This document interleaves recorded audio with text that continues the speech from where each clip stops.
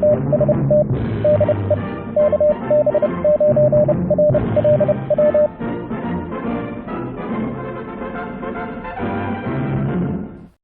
YouTubers and fellow hams. Well, why am I sitting down here on the floor? Because this box is too heavy to put on a table. This thing is, 70 pounds. Well, it says right here, 52 pounds. 52 pounds. Wow. You should have seen the UPS guy trying to carry that thing up to the front porch. I did shovel the walk for him. And we got a smaller box here that came from Ham Radio Outlet. I know what's in this one. I know one of the things that's in this one, but I don't know what else is in there. And I was told by my buddy Rick out in California, who sent this to me, that he threw a couple extra things in there for my birthday, which was last Friday. So let's see what's in the boxes. We got two this time. Haven't done a what's in the box episode in a while. So this is pretty well packed. Well, I wouldn't expect anything less from Ham Radio Outlet. Look at it. We got this nice angular piece of heavy cardboard to brace the box. Oh, tough tape too. Let's see, how does this one open? Looks like it'll open the long way. Does it open on the ends now? It opens the long way. Okay.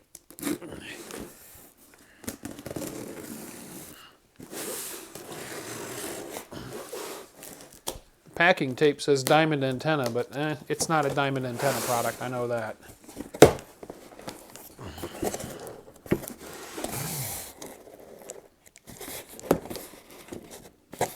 Well, I guess they did want the box open from the other side. There it is. What we have in here, well, they sent me a Ham Radio Outlet catalog. We have an MFJ 1910 Telescoping Mast. I kind of wondered if it would come with any kind of a base or support, but it doesn't. It's just the mast. Yep, there's the tip sticking out there. Looks like there's a little metal ring in the tip for attaching your wires. So this is for my backyard vertical antenna project that I talked about in a recent video, probably the last video, if I got the order right. And we'll have a much closer look at this mast when we get to doing the antenna, which will be, hopefully next month. I have to wait for the ground to thaw. But I've got some other parts of that project to work on ahead of time, so we'll get to work on those videos coming up. But now, the main event, the one I'm excited about. Look at this box. Holy cow.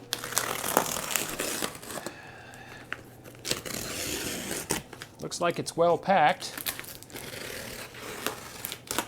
Corner's a little crunched there, but I bet there's plenty of packing material inside. I'm sure that it did just fine. Okay.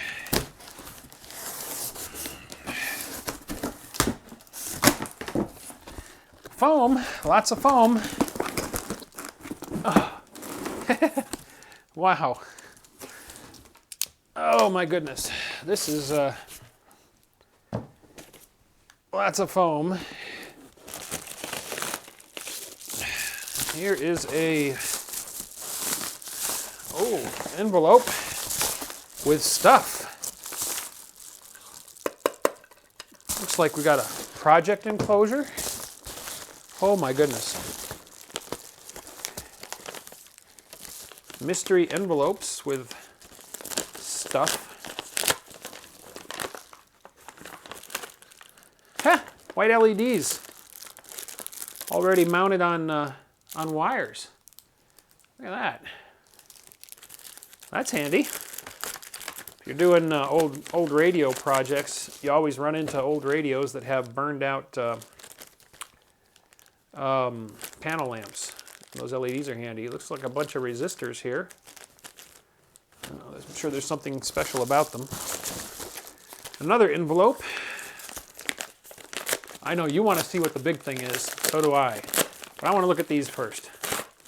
More LEDs. Okay, we got two envelopes full of white LEDs. Thanks, Rick. There'll be a lot of panel lights that'll be replaced with those. Components. Lots of components. In little anti-static. Oh!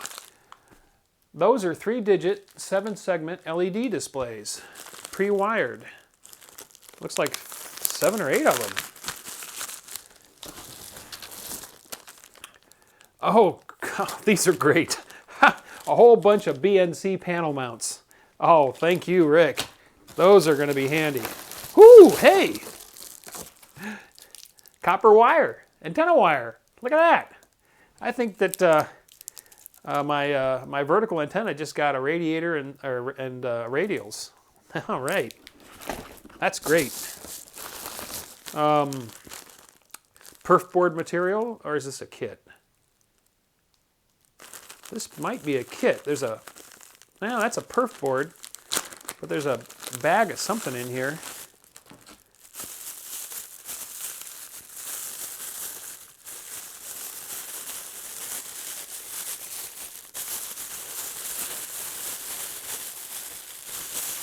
It's a bag within a bag. Oh! Oh! Oh, beautiful. It's a bag full of toroids. And those look like T130-2s, which are exactly what I needed. Exactly what I needed to wind a 9-to-1 for the vertical antenna. And there's several others in there, different sizes. There's a whole bunch of toroids in this bag.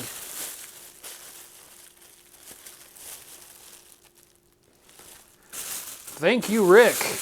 You just you just about completed my backyard vertical. I think the only thing I'm going to have to buy now is weatherproof enclosures for the 9-to-1 and the 1-to-1.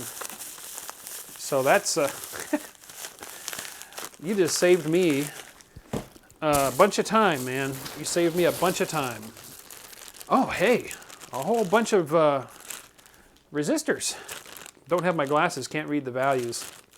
There are probably several different values. Oh, he's got a sheet in here with the various values. So, nice supply of resistors. A bunch of 8-pin ICs. So, those are probably going to be op amps or LM386s or something. Something I'm sure is quite useful. Rick only sends the good stuff. Hey, oh, I needed some of these too. Little through panel mount toggle switches. Double pole, single throw. And a bunch more. Double pole, single throw. Power switches and projects or who knows what. Those are really useful.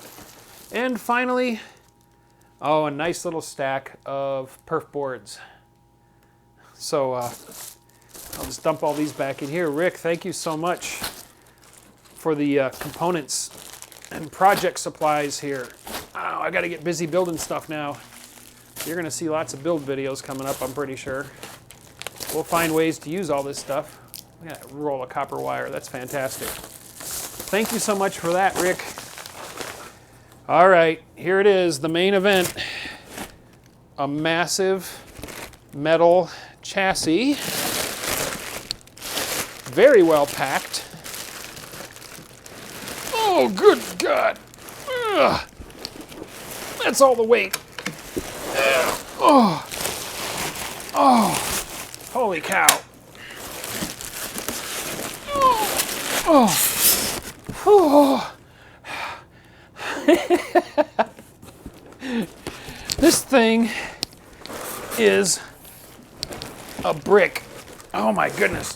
Not a brick as in bad. I mean a brick as in heavy. Oh. Sorry about that. I'll edit that noise down. Okay. I'll try to zoom in and give you a look at the front panel of this guy. Woo. What we have here is a very cold, I'm going to have to let it warm up overnight before I put it on the bench and try to use it, HP 8640B signal generator. I have needed a signal generator for years, a good one. I've been dealing with a old broken Radio Shack that, or Heathkit, that was unstable and drifty and just a pain to work with. But this is a beautiful bit of gear. We're going to have a good look at this in a separate video. But basically it is a 500 kilohertz to 500 megahertz signal generator with AM and FM modulation, very precise control.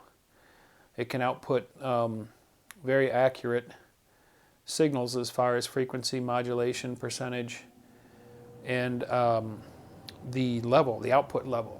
You know, to align an S meter on a radio, you need to have a very specific voltage of signal on the antenna port. And this allows you to be really, really precise. So this is fantastic. And Rick says that he checked it out, and it's all in spec, dead on frequency. The only thing he wasn't sure about was the accuracy of the modulation percentage. He said it might be off by 5 to 10%. But hey, I've got a Marconi Instruments modulation meter that he also sent me, so I can check that. So this is just fantastic. Does it have? It does. It's got a swing down support. So I'm going to have to reorganize the bench to fit this thing. It's probably about almost 2 feet in depth and really heavy. So like I said, we're going to have a separate video where we take a look at this signal generator. We'll have a look inside and look at the functions and what it can do. So I am just thrilled, absolutely thrilled.